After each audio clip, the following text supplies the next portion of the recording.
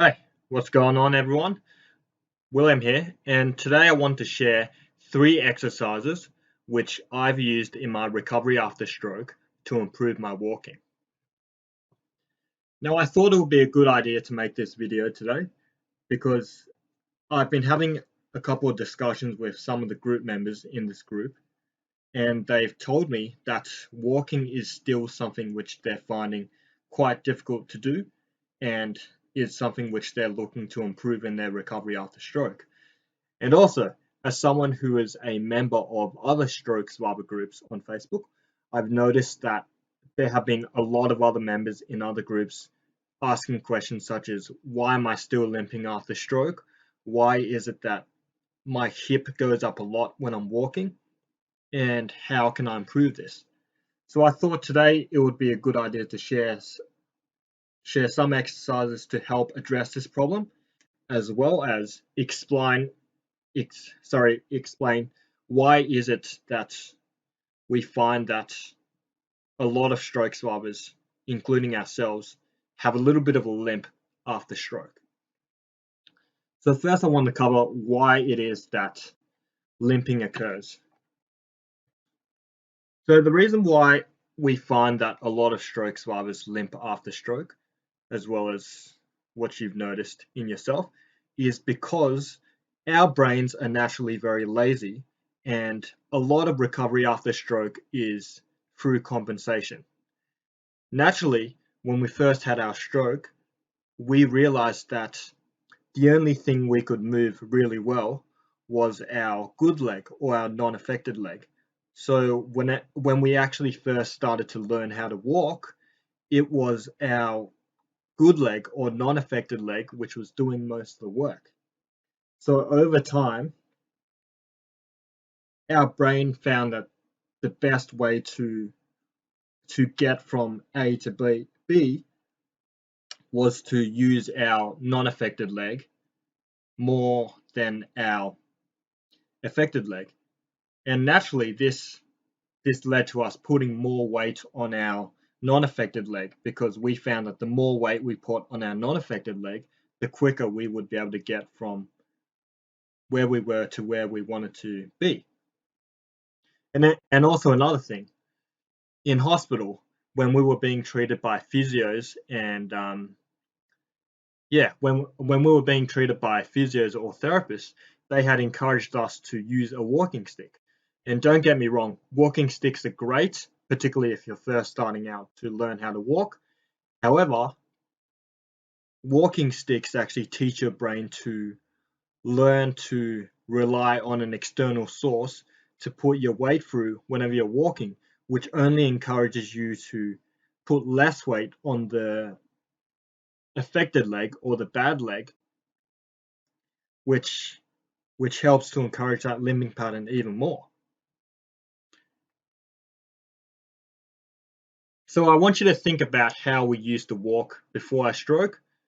And the way we used to walk before our stroke is that our body would naturally distribute weight equally between both our right leg and our left leg.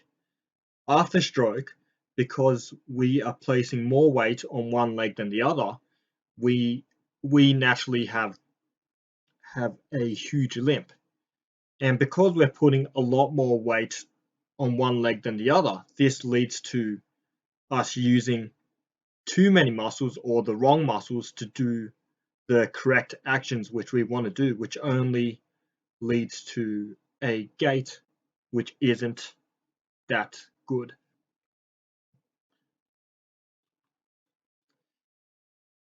So in order to address this problem of limping after stroke or improve our walking after stroke, first we have to go back to how the brain naturally learns. And as I covered in my previous video about the secret formula, we have to find ways in order to give our brain the experience of what it felt like to walk before our stroke. And this means exposing our brain to experiences where we are putting more weight onto our affected leg rather than our non-affected leg, so that we can teach the brain to develop the habit of distributing equal weight between both legs. And just a caveat with the secret formula, although I say it is a secret formula and it's quite effective when used properly, sometimes in order for us to get improvements from an exercise, we must consciously unlearn what has been causing problems for us in the first place. So in order to become a lot better at walking, we must first address a lot of the problems which are stopping us from actually, which are stopping our brain from actually from experiencing what it felt like to walk before we had a stroke.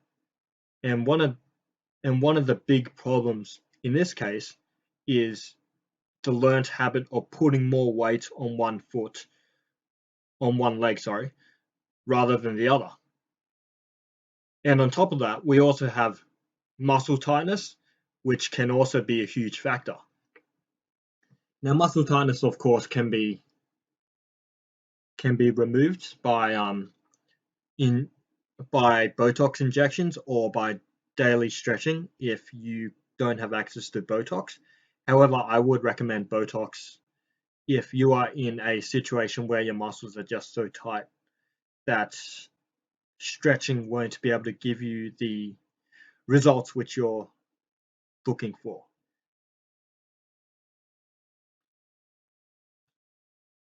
So in order to improve walking after stroke, there are three or four integral exercises which I highly recommend which you do over a period of 1 or 2 months to see results and realize that I actually know what I'm talking about. So the first exercise are your sit to stand exercises or your squat exercises. These are ones which you probably did when you were in hospital. However, even if you did them in hospital, no matter where you are in your recovery after stroke, they are still relevant. And the reason why I say this is because they give your brain the experience of what it feels like to put equal weight on both legs, so that this experience of putting equal weight on both legs can translate to your walking when you're walking outside of the house. The next exercise is the bridging exercise, which is something which I covered in my previous video in the secret formula. And the reason why the bridging exercise is so good is because it exposes your brain to the experience of trying to distribute weight on both legs in a different way. However, it does this by training up your tummy muscle or your core. And as I covered in the previous video, your stomach or your core muscles are really important when it comes to walking, because they also help to assist your body or your brain to distribute equal weight on both legs. So you might have found that before your stroke, when you were running for long periods of time, that your stomach would hurt or that you would get a stitch. And the reason why you would get a stitch is because your stomach muscles are actually working really hard to distribute equal weight on both legs. This also applies to recovery after stroke. So if we can strengthen up the stomach muscles, we can also assist our brain in learning how to distribute weight on both legs. Now the next exercise are your step-up exercises or going up and down stairs. This is also really important because, as we all know, when we go upstairs or when we go downstairs, whichever leg you're leading with, you're actually putting more weight on that leg compared to the other leg, and vice versa when you're going downstairs. This is something which I'm going to be going through in the rest of this video, about how to think about going up and downstairs so that you can learn to improve your walking. And also you have your bonus exercise, which is something which I've left to the very end, which is another exercise which doesn't really relate to this idea of distributing weight between both legs. However, it does address the problem which a lot of people have been having with their walking after stroke, which is that habit of lifting up the hip too much whenever they're walking, which results in an even bigger limp whenever they're walking. And last thing, along with these exercises, you should make it a mandatory habit to be walking outside at least 45 minutes daily so that you can help to so that you can implement some of the exercises which you've been doing as well as apply some of the experiences which your brain has gone through at home when you've been doing these exercises. And also walking is also great because if you're not walking and you're just sitting at home, that can actually lead to you having more muscle tightness. I highly recommend walking because studies have shown that even half an hour of walking outside can warm up your brain so that it's in a state that it can learn things a lot better. Stretches, as I mentioned earlier, is really good and is a good alternative if you can't have access to any Botox. Over time, stretches can actually help to relieve your muscle tightness because whenever you actually stretch a muscle, that muscle sends a signal to the brain to actually contract the muscle being stretched. So by stretching a muscle, you are effectively giving the brain an experience of what it feels like to activate that muscle which is being stretched or that muscle which is already quite tight. So I highly recommend you do stretches. I do mine every night before I go to sleep. I've been doing that for 7 years in a row. I've never skipped a day. So those are the key things which I highly recommend for you to try out if you're looking to see some improvements in your walking in whatever situation you are right now.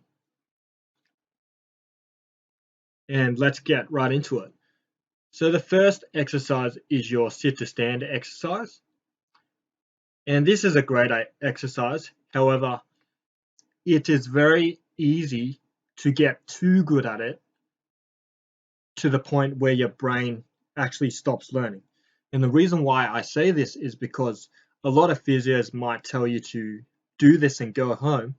However, they don't actually tell you how to make it more challenging in order for your brain to become a lot better and recover a lot better so that you can walk better. And as we know, as I covered in the previous video about the secret formula, when one of the components of the secret formula, for example, the extent to how challenging an exercise is becomes too easy, then it no longer becomes a secret formula and it loses its effectiveness. So in this scenario, a lot of you have probably done this exercise before. However, you probably haven't been taught how to modify it so that it becomes more challenging and it exposes the brain with a new experience of what it feels like to put more weight on the affected leg in a new environment. So one thing I would recommend for you guys to do is first start off with the basic setup of just doing the normal sit to stand. But then once you get used to it over a week or two, try modifying the exercise and putting your good leg. So I'm actually left side affected, and putting your good leg slightly in front of your affected leg.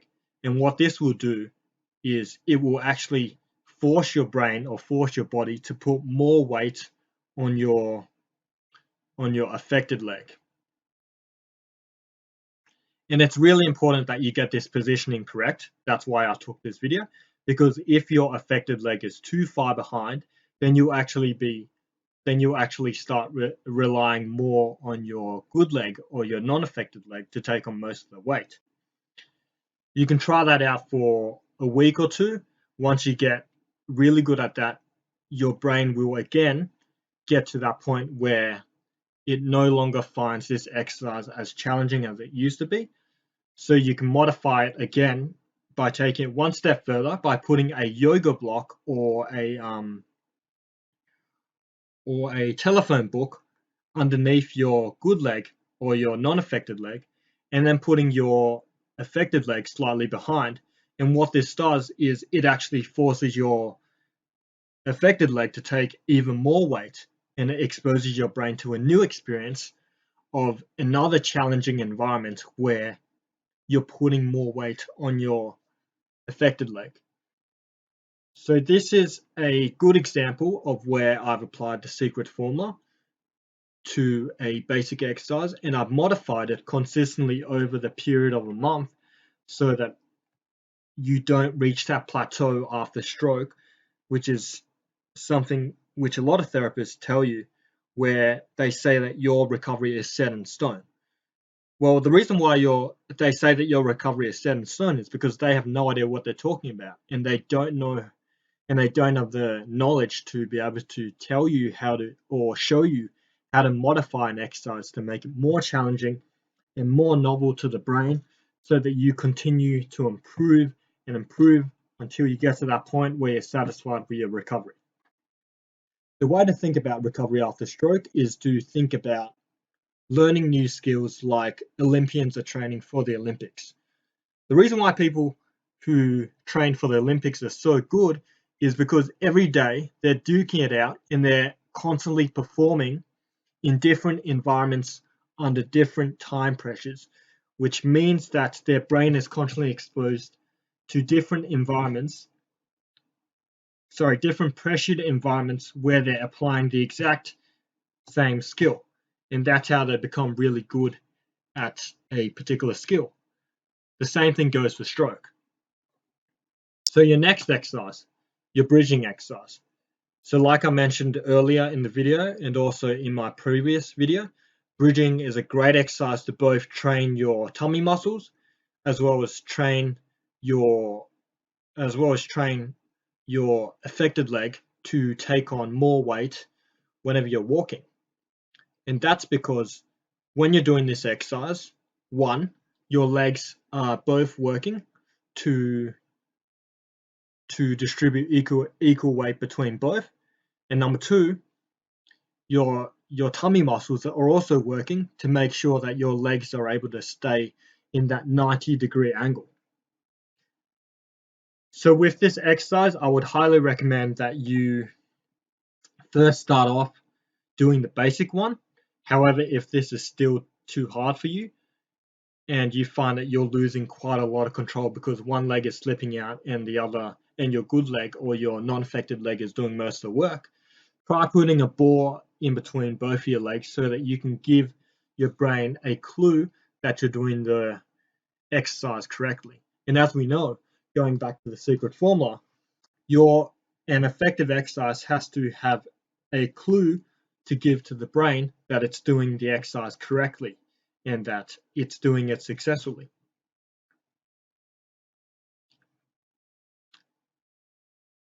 And also, if you do want to take it further, and if you do want to vary it, after a couple of weeks, once you get quite good at both the basic bridging exercise or the one with the ball in between your legs, you can try doing the same variation of the same exercise on a bed with your affected leg or your bad leg on top of a block and attempting to push down on your affected leg to lift up your body on that block while you're lying down. And what this will do is basically teach your brain to put more weight through your affected leg when you're lying down so that your brain gets that experience of putting more weight through that affected leg. And ideally, we do want to get to this position where you're in that bridging position and you're able to lift up your leg or your foot high into the air. However, you don't have to get to this stage in order to be really good at walking. I highly recommend that once you get good at this simple bridging exercise or this one, that you start by maybe attempting to lift up your good foot or your non-affected foot a little bit. Sorry, I would highly recommend that you try to lift up the heel of your good foot or your non-affected foot just a bit off the ground, and then seeing if you can hold that for 1 or 2 seconds. And try to continue that until you get to a point where you're able to hold, maybe try and increase the height so that you can get a bit higher. And then eventually, if you're feeling really confident, try and do this one. However, if you find that you're losing a lot of control in your stomach muscles, maybe not try this one. Maybe wait a little bit while and just continue doing the one where you're just lifting it a little bit off the ground. Now, key thing to keep in mind with this bridging exercise is quality is a lot better than quantity. It is a lot better to do 5 repetitions slowly of really high quality exercise rather than doing 10 repetitions of these with you losing control of your tummy muscles each time. And the reason why I say this is because, like I mentioned earlier, the brain learns from habit.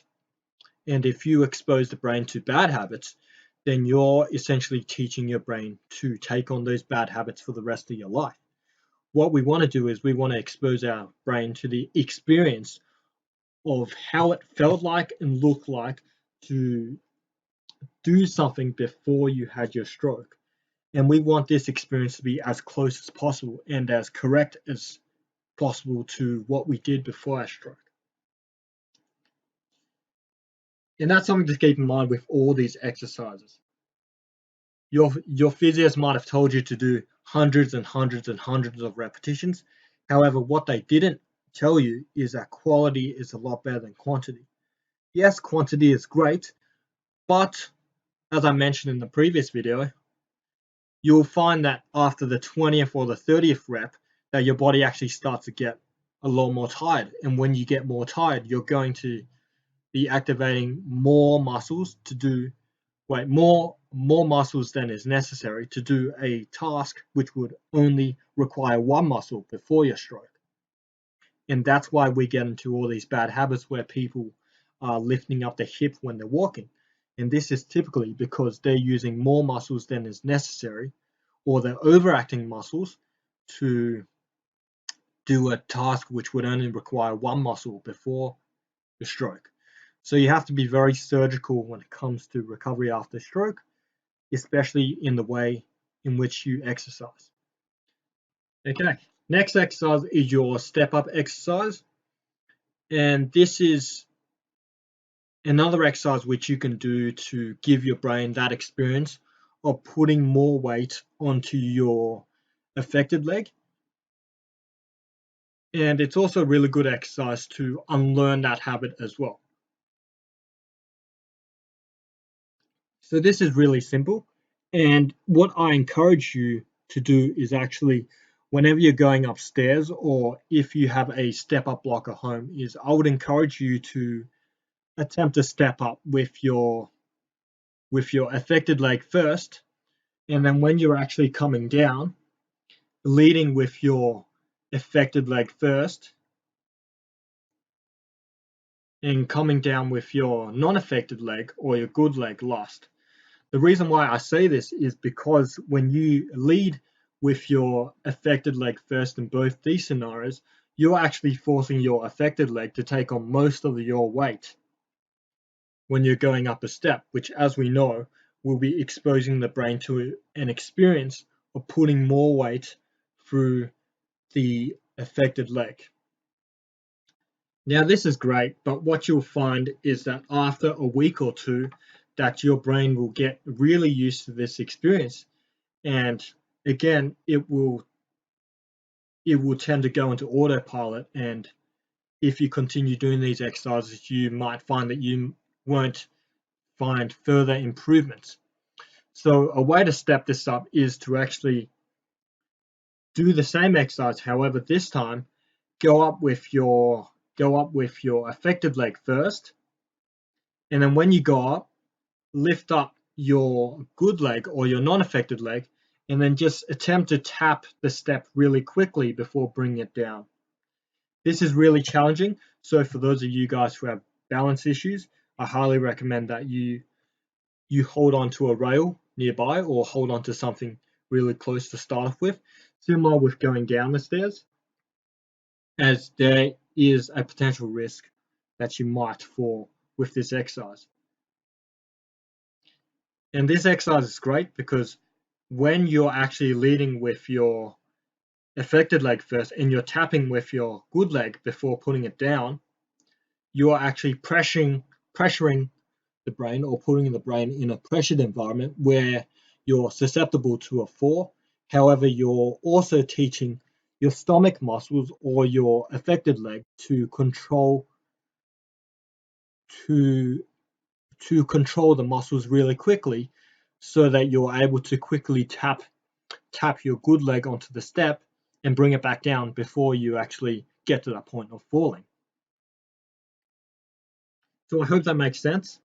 Now, as you can see, this is a perfect application of the secret formula, which I covered in my previous video.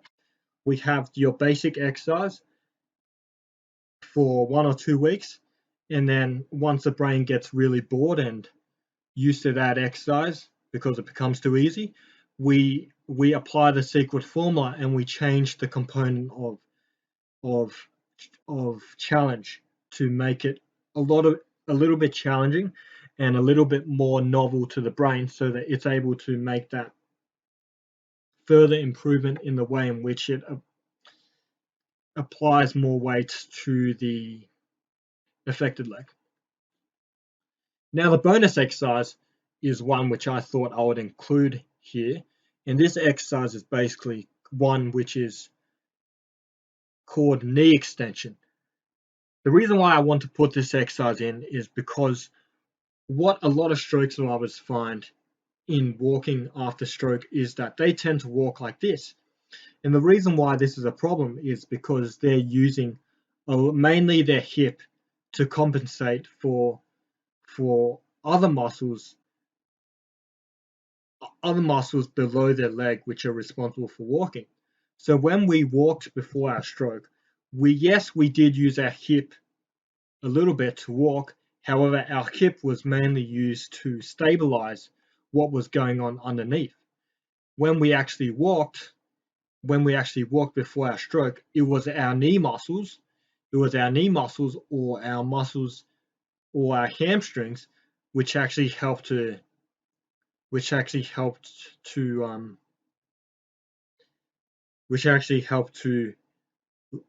lift our knee forward.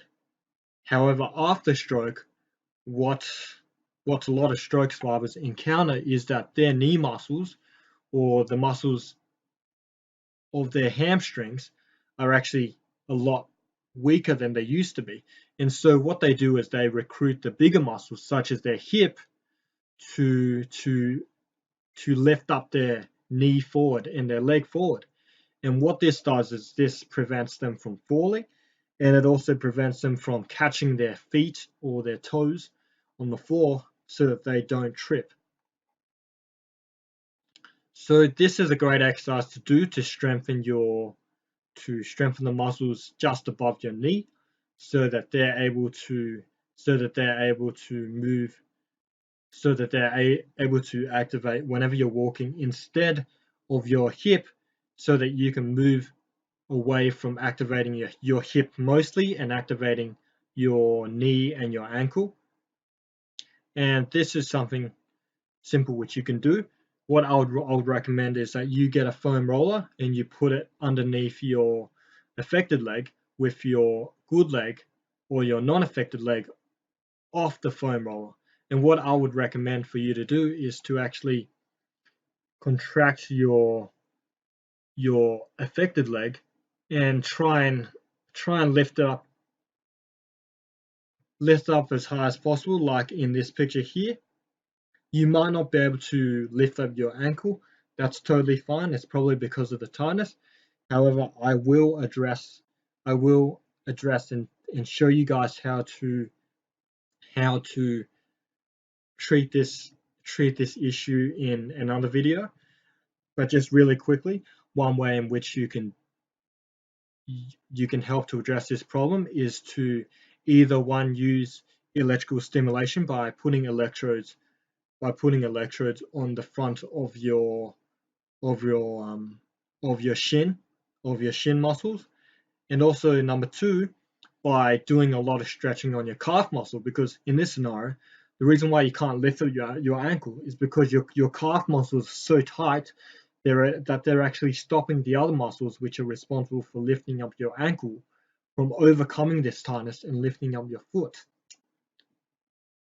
If you don't have access to the stretching, I would recommend you get Botox to inject your calf muscles so that they actually stop becoming so tight, to allow the muscles which are responsible for lifting up your ankle to actually overcome that tightness and learn how to become a lot stronger than those calf muscles which are being really tight and overall just being a huge nuisance. So those are your exercises to keep in mind if you would like to improve your walking. I highly recommend that you try to do these exercises for at least every day over the next month to see how you go. Make sure that you combine this with regular walking as well as regular stretching every night. These are just a couple of stretches which I would highly recommend for you to do every single day, and they are your non-negotiables. So like I mentioned in the previous slide with the other exercise, your calf muscle often gets really tight after stroke, which is the reason why a lot of people have drop foot.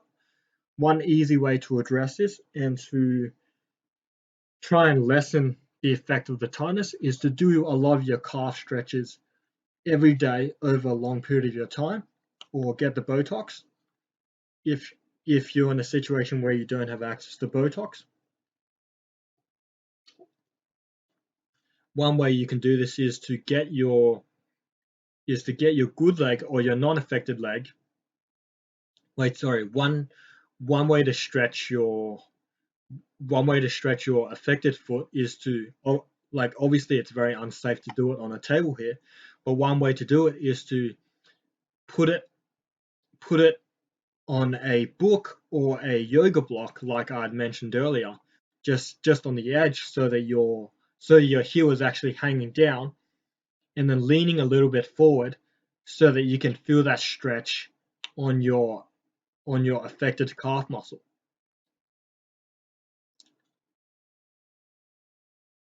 And if that one is too easy for you, or if you're not getting enough of a strain, you can try this other stretch, which is going to be very painful for those of you guys who are really going through a lot of muscle tightness. However, I promise you it is worth it over a long period of time, especially if you're doing it over weeks and months. This is one you can also try. And also, if that one's not painful enough, and you want to have more pain, then you can try doing it lying down. This one's more effective. However, like I said, it's also very painful. The next stretch is your hip stretch, and this one is great for if you find that your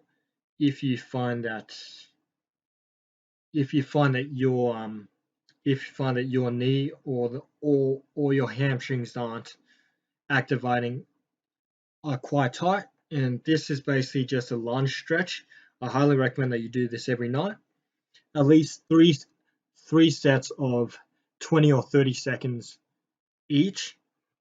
And then the last one is your glute stretch or your bum stretch, and this is basically a stretch which you use to help stretch out your ass or your bum muscles. And this is if you have a lot of tightness from sitting down for long periods of time, as well as if you're also having that hitching problem where you're lifting up your hip a lot when you're walking.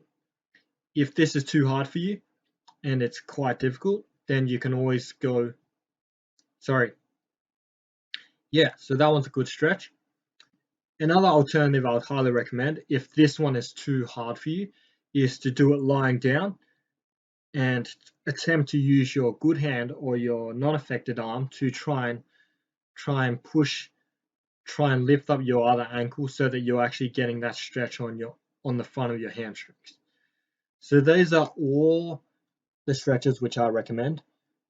Do them daily. I highly recommend you do this for a long period of time. Never ever stop unless you're having a really tiring day. However, these are non-negotiables. They are mandatory. Muscle tightness after stroke, it is a internal problem in that your brain is simply having difficulty getting control of the amount of signals which it is sending to a muscle to activate.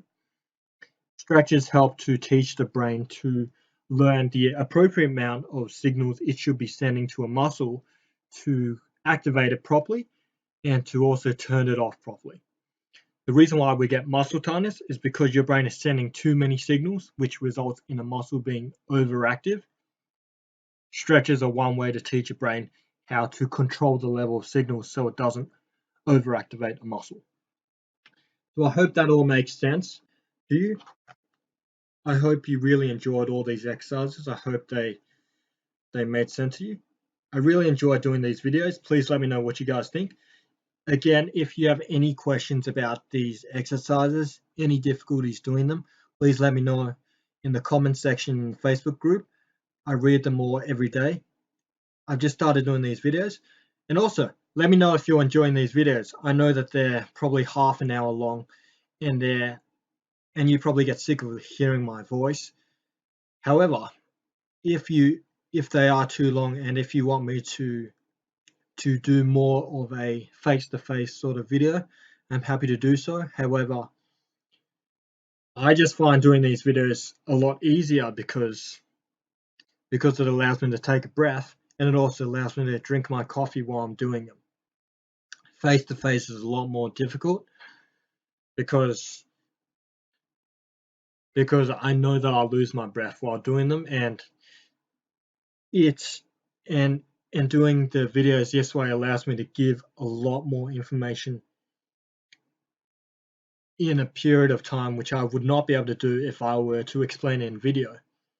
If I were to explain in video, I find that a lot of information is lost because I can't speak as loud and I lose my breath easily. In fact, I'm losing my breath a lot right now. I've done a lot of talking. I'm pretty sure this video has gone over for like half an hour. Sorry if it has. I actually intended it to go for 20 minutes, but if it hasn't, really sorry about that. But yeah, hope you guys enjoy this video.